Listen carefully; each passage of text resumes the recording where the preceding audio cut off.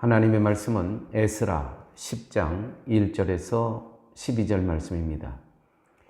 에스라가 하나님의 성전 앞에 엎드려 울며 기도하여 죄를 자복할 때에 많은 백성이 크게 통곡하며 이스라엘 중에서 백성의 남녀와 어린아이의 큰 무리가 그 앞에 모인지라. 엘람 자손 중 여히엘의 아들 스가냐가 에스라에게 이르되 우리가 우리 하나님께 범죄하여 이 땅 이방 여자를 맞이하여 아내로 삼았으나 이스라엘에게 아직도 소망이 있나니 곧 내 주의 교훈을 따르며 우리 하나님의 명령을 떨며 준행하는 자의 가르침을 따라 이 모든 아내와 그들의 소생을 다 내보내기로 우리 하나님과 언약을 세우고 율법대로 행할 것이라. 이는 당신이 주장할 일이니 일어나소서, 우리가 도우리니 힘써 행하소서 하니라. 아멘. 6절까지만 봉독했습니다. 이스라엘의 가증한 일로 인해서 에스라 제사장은 통회자복합니다. 그런데 그 통회자복하는 내용이 용서해달라는 내용은 없고 죄를 고백합니다. 에스라는 속옷과 겉옷을 찢으며 머리털과 수염을 뽑으며 하나님 앞에 통회자복하는 그 모습을 우리는 보았습니다. 이렇게 통회자복 했을 때 이스라엘 백성들은 드디어 반응하기 시작합니다. 이스라엘 백성들도 응답합니다. 오늘 본문에 보니까 이렇게 제사장 에스라가 기도했을 때 통곡하며 이스라엘 중에서 백성의 남녀와 어린아이의 큰 무리가 그 앞에 모인지라. 이제 그들도 모여서 함께 기도하기 시작합니다. 그들 중에 대표가 이렇게 이야기를 합니다. 엘람 자손 중 여히엘의 아들 스가냐가 에스라에게 이르되, 이제 그들 중에 대표가 에스라에게 이야기하는 겁니다. 에스라여, 우리가 하나님께 범죄하여 이 땅 이방 여자를 맞이하여 아내로 삼았으나 그러나 이스라엘에게 아직도 소망이 있습니다. 곧 내 주의 교훈을 따르며 우리 하나님의 명령을 우리는 따르겠습니다. 이 모든 아내와 그들의 소생을 다 내보내고 다 다시 돌려보내겠습니다. 우리 하나님과 언약을 세우고 율법대로 행할 것입니다. 이 모든 것을 당신이 주관하여 주세요. 일어나십시오. 이제는 일어나셔서 우리를 도와주십시오. 우리가 힘써 준행하겠습니다. 이렇게 이야기를 하고 있습니다. 이것이 3절에서 5절 말씀입니다. 이 이야기를 듣고요, 여러분, 에스라는 다시 골방으로 들어갑니다. 다시 골방으로 들어가서 하나님과 독대합니다. 이렇게 기록되어 있습니다. 이에 에스라가 일어나 제사장들과 레위 사람들과 온 이스라엘에게 이 말대로 행하기를 맹세하게 하며 무리가 맹세하는지라. 이에 에스라가 하나님 성전 앞에서 일어나 엘리야십의 아들 여호하난의 방으로 들어가니라. 그가 들어가서 사로잡혔던 자들의 죄를 근심하여 음식도 먹지 아니하며 물도 마시지 아니하였더라.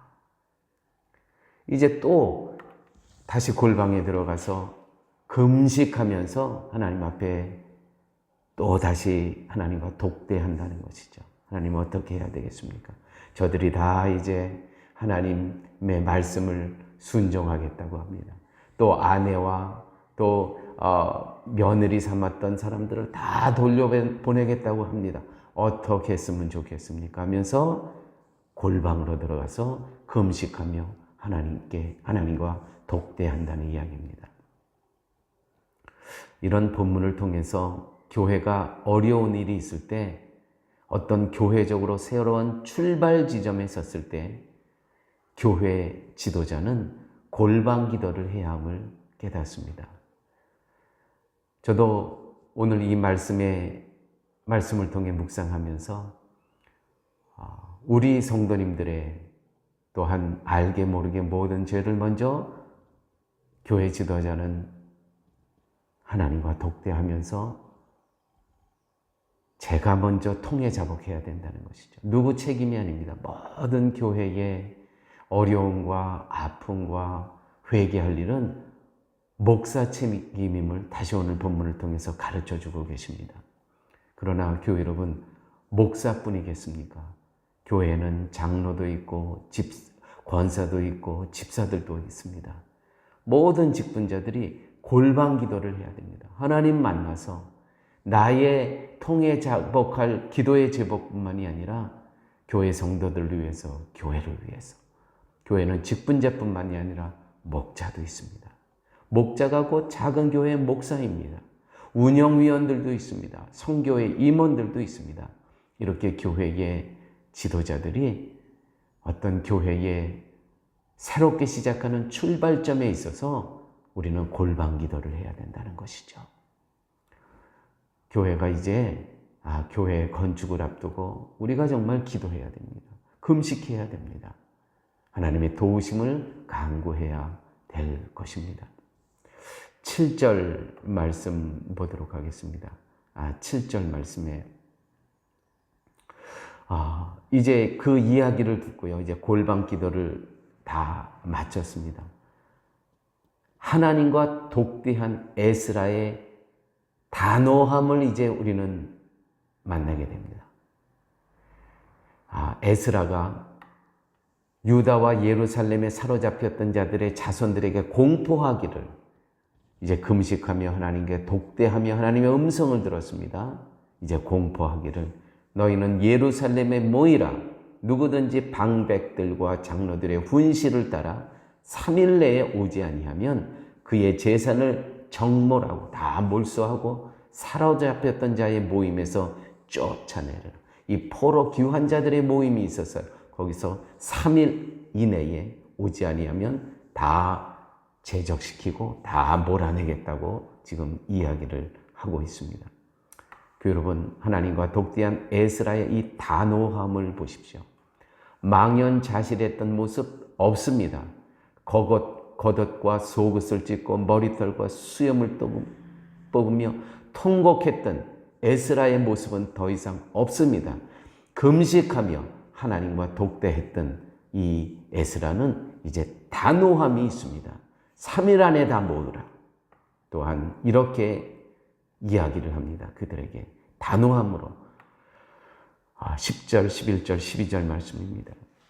에스라가 일어나 그들에게 이르되 너희가 범죄하여 이방 여자를 아내로 삼아 이스라엘의 죄를 더하게 하였으니 이제 너희 조상들의 하나님 앞에서 죄를 자복하고 그의 뜻대로 행하여 그 지방 사람들과 이방 여인을 끊어버리라 하니 모든 회중이 큰 소리로 대답하여 이르되 당신의 말씀대로 우리가 마땅히 행할 것이니이다. 사랑하는 여러분, 끊을 때가 있습니다. 끊어야 될 때가 있습니다. 아직도 하나님 앞에 회개만 하고 울기만 하고 눈물만 보이고 끊어버리지 못한 죄 있습니까? 우리 한 사람 한 사람은 다른 사람은 모르지만 나와 하나님의 관계 속에서 그분이 알고 나는 알고 있는 그러한 죄가 있습니다. 끊어버리셔야 됩니다. 그뿐이겠습니까? 이제 어떤 출발점 앞에서 이제 우리가 새롭게 금식하며 출발해야 되는데 아직 첫 발을 내디지 못한 그러한 성도님들 계십니까? 끊어버리라 하니 모든 회중이 큰 소리로 대답하여 이르되 당신의 말씀대로 우리가 마땅히 행할 것입니다. 끊어버리겠습니다. 사랑하는 여러분, 끊을 때가 있는가 하면, 울 때가 있는가 하면 끊어버릴 때가 있어야 됩니다. 우리가 통곡해야 될 때가 있는가 하면 이제는 눈물을 닦고 일어나야 될 때가 있는 것입니다. 우리가 하나님 앞에 우리의 범죄를 자복할 때가 있는가 하면 회개할 때가 있어야 되죠. 이제는 일어나 첫 발을 내디뎌 될 때가 있다는 것이죠.